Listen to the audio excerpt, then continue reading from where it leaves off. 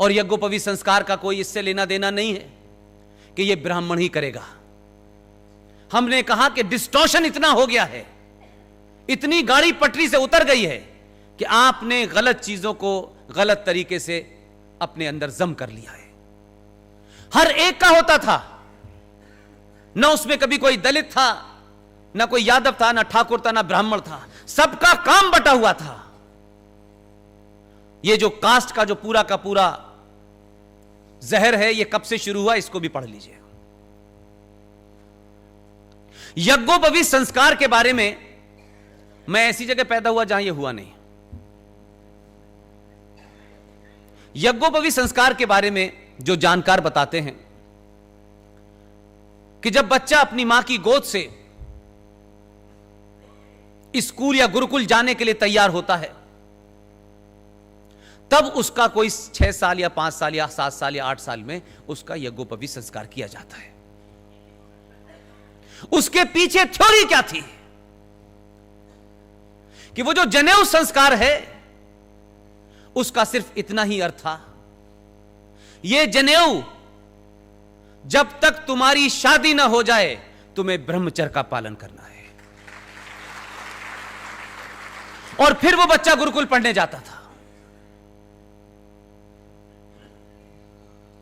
सभ्यताओं का तुलनात्मक अध्ययन, परंपराओं का तुलनात्मक अध्ययन करना चाहिए। जिस उम्र में आपके यहां यज्ञोपवीत संस्कार होता है और बच्चे को यह बताया जाता है कि ये जो लड़की है, जो छोटी है, बड़ी है, ये मां है, ये बहन है, ये सब सिर्फ तुम्हारी मां है, बहनें हैं, उसकी आंखों के अंदर उसके अलावा कोई दूसरी तस्वीर नहीं पैदा होती। लेकिन उसी उम्र में उनके यहां भी एक संस्कार होता है।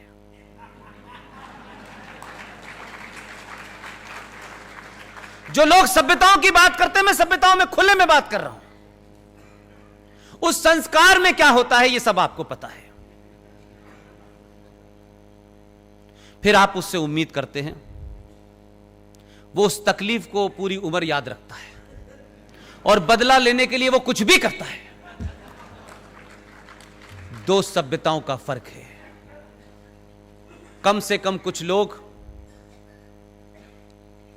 जो उस वक्त ईमानदार थे, लेकिन हमारे यहां की बौनी राजनीति ने सत्ता का अपना एजेंडा था, उनसे आज आप नफरत कर सकते हैं। लेकिन पढ़ा लिखा समाज किसी भी चीज को तथ्यों के आधार पर बात करता है। 1946 में चुनाव हुआ भारत में। एक पार्टी थी ऑल इंडिया मुस्लिम लीग, आप सब जानते होंगे। उस चुनाव में मुद्दा यह था कि भारत का विभाजन होकर के पाकिस्तान बनना चाहिए कि नहीं बनना चाहिए। 475 सीटों में ऑल इंडिया मुस्लिम लीग को 425 सीटें मिली। मोरलेस भारत के 99% मुसलमानों ने भारत के विभाजन के हक में वोट दिया।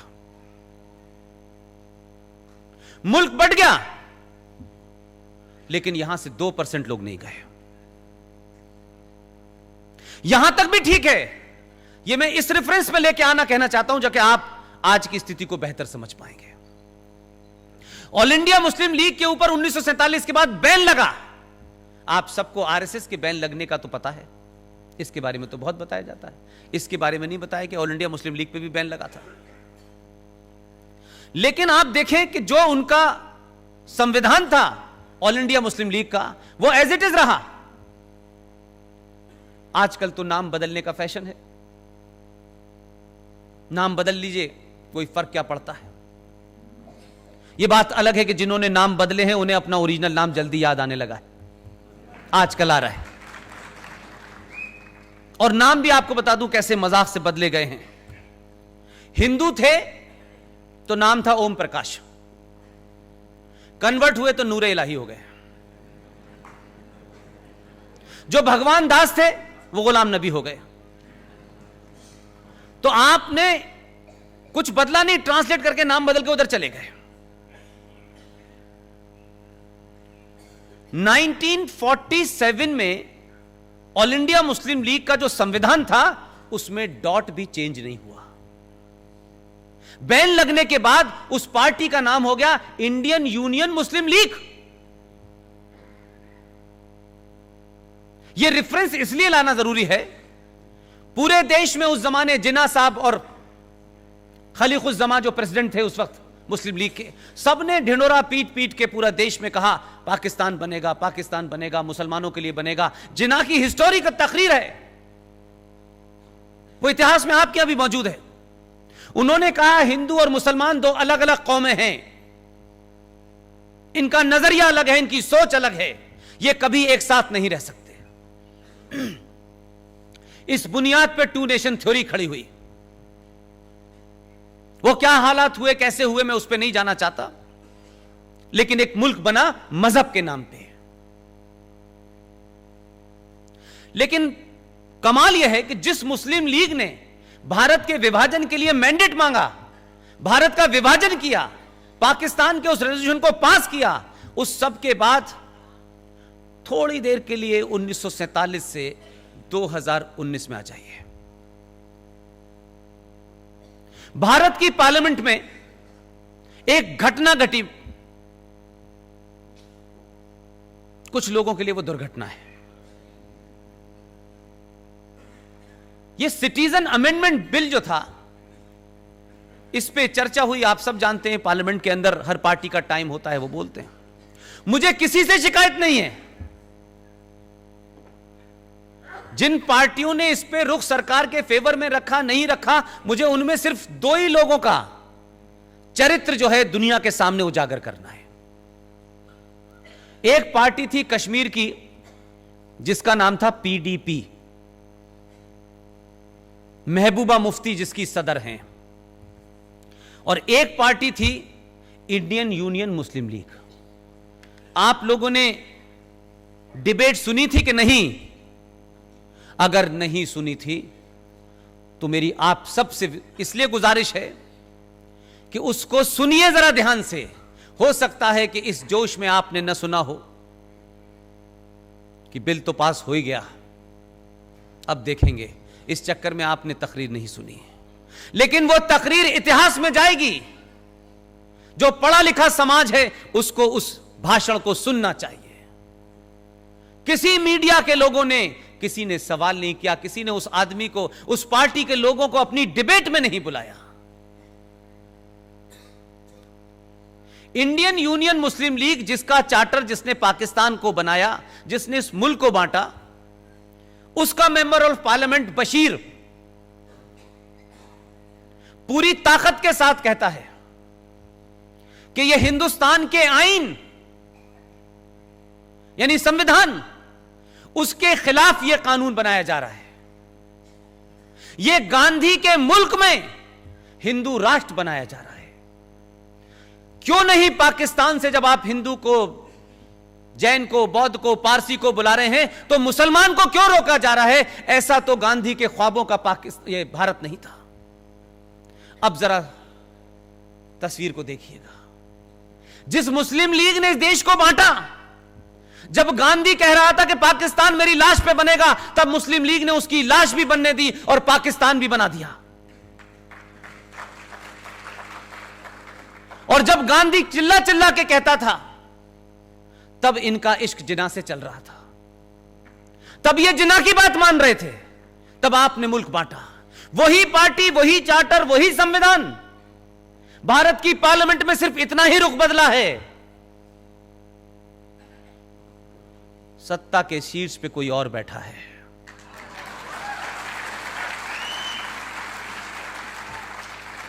आप कैसे बदलते हैं तो गिरगिट भी रंग नहीं बदलता इतनी तेजी से। तो आपकी जब मर्जी थी, जब आप 9.7 करोड़ थे, तब आपने कहा कि हिंदुओं के साथ मुसलमान नहीं रह सकता। आपने मुल्क बना लिया, आर्मी बना ली, 70 साल जी के देख लिया उस इस्लामिक मुल्क में। जैसा भी दिया, 21 लाख लोग रिकॉर्ड पे मारे गए हैं इस देश में, पार्टीशन में मारे गए हैं। उनके रिश्तेदार, नस्लें आज भी मौजूद हैं। मेरा सवाल दूसरा है, जब 7.5 करोड़ थे तो तुमने मुल्क बांटा, मुल्क ले लिया। हमने उस मुल्क की तरफ मुड़ के नहीं देखा। आपने कैसा इस्लाम नाफिज किया है, कैसा नहीं किया है, क्या होता है नहीं होता है, हमने कभी नहीं देखा। लेकिन इस 70 साल में मेरे पुरखे और आपके पुरखे जिन्होंने अंग्रेजों के खिलाफ जाने दी, सत्याग्रह किया, कुछ भगत सिंह जैसे भी पैदा हुए और सुभाष चंद्र जैसे भी पैदा हुए, वीर सावरकर भी हर आदमी ने अपनी लड़ाई अलग अलग तरीके से लड़ी। लेकिन उन सब की लड़ाई के बाद उनको यह नहीं पता था कि हमें सिर्फ इतना सा टुकड़ा मिलेगा। हमने तो पूरे भारत के लिए लड़ाई लड़ी थी। यह बात अलग है कि सत्ता के शीर्ष पे जाने वालों ने बहुत जल्दी में इस मुल्क को बांट करके कहा कि अच्छा आप ले लीजिए, अब इधर का प्रधानमंत्री मैं हो जाता हूं, उधर के आप हो जाइए। लेकिन उस सब के बाद हजारों करोड़ों लोगों ने 70 साल में इस देश को देश बनाया है। हजारों करोड़ों लोगों ने अपने पुरुषार्थ से अपनी जवानी, अपना पूरा पूरा घर होम कर दिया। लोगों ने इस देश में 1 रुपए से लेकर करोड़ों रुपए लग टैक्स देने वालों ने इस देश में हाईवे बनाए, जहाज बने, मंगल ग्रह पे कोई जा रहा है, आज फुटबॉल की टीम कहां है, हॉकी की टीम कहां, तमाम जितना भी विकास किया वो मेरे और आपके पैसे से हुआ। अब जब यह मुल्क पूरी दुनिया में अपनी इज्जत को दोबारा से पा रहा है, जब अपने खोए हुए पुरुषार्थ को जीने की तरफ बढ़ रहा है, जब दुनिया इसका लोहा मान रही है, वही मुस्लिम लीग का मुनाफिक मक्कार मेंबर ऑफ पार्लियामेंट कहता है कि पाकिस्तान से आने वाले मुसलमान को यहां क्यों नहीं रखा जाता। मैं पूछना चाहता हूं, दोबारा से पाकिस्तान बनाना है क्या? तुम्हारा एक ही चीज के ऊपर 2 रुख कैसे हो सकते हैं? अगर जब तुम गलत थे तो आज सही कैसे हो, और जब सही थे तो आज गलत कैसे हो तुम? यह तो तुमको बताना होगा कि तुम भारत में हजारों करोड़ों लोगों ने अपने घर बार को मरने जीने के बावजूद भी इस मुल्क को इस मुकाम पे पहुंचाया कि आज दुनिया के अंदर पाकिस्तानी भी जब इंग्लैंड में घूम रहा होता है तो पासपोर्ट लेके नहीं चलता है, नाम बताता है जहीर कहां से आए हो, हिंदुस्तान से। उसको मालूम है कि हिंदुस्तान कहने से इज्जत मिलेगी, पाकिस्तान कहने से अंदर कर दिए जाएंगे। ये 70 साल में हमने इज्जत पाई है, बड़ी इसकी कीमत दी है हमने। लेकिन 70 साल के बाद उसी पाकिस्तान, जिस पाकिस्तान को बनाने के लिए तुमने 2 मुल्क बना दिए थे, उसी मुसलमान को जो तलवार लेकर के, जिसके साथ आपने 3 युद्ध किए हैं, 40 साल से प्रॉक्सी युद्ध बर्दाश्त कर रहे हैं, हजारों सैनिक मारे गए हैं, आज यही मुसलमान कहता है कि आप उसे क्यों नहीं आने देना चाहते? आप कहते हैं कि भारत में माइनॉरिटी सुरक्षित नहीं है, बहुत सारे लोग कहते हैं, वो भी कह रहे हैं। एक सम्मेलन में गए थे अभी, वहां कह के आए कि भारत के मुसलमान पाकिस्तान आना चाहते हैं, अगर यहां आ गए तो हमारे पास रिसोर्सेज नहीं है।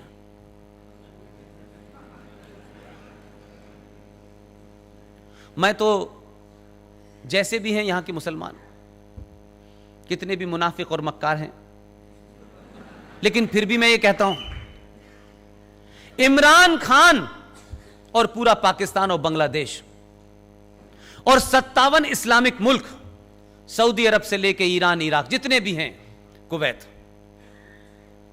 पिछले 70 सालों में बता दे किसी एक मुसलमान ने पाकिस्तान की नागरिकता मांगी कि नहीं मांगी?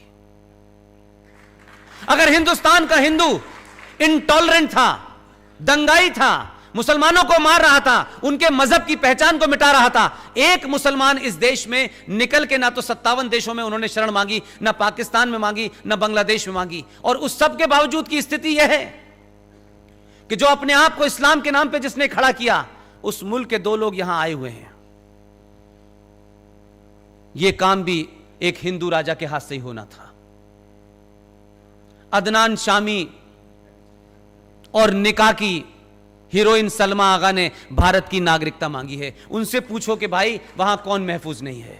हमारे यहां से तो ना मुसलमान जा रहा है ना हिंदू जा रहा है, तुम्हारे यहां से हिंदू भी आना चाहता है और मुसलमान भी आना चाहता है। बताओ है कौन? हम कहां हैं, तुम कहां हो? हमारी कोई बराबरी नहीं हो सकती। लेकिन आपके देश में, आपकी पार्लियामेंट में ऐसे भी जोकर बैठे हुए हैं कि उनको लगता है कि इस देश में बोलने की आजादी है। यह बात अलग है कि आपके राज्य में बोलने की आजादी की वजह से मेरा जयपुर का प्रोग्राम रोक दिया गया। इसलिए मैंने आपको दो बार धन्यवाद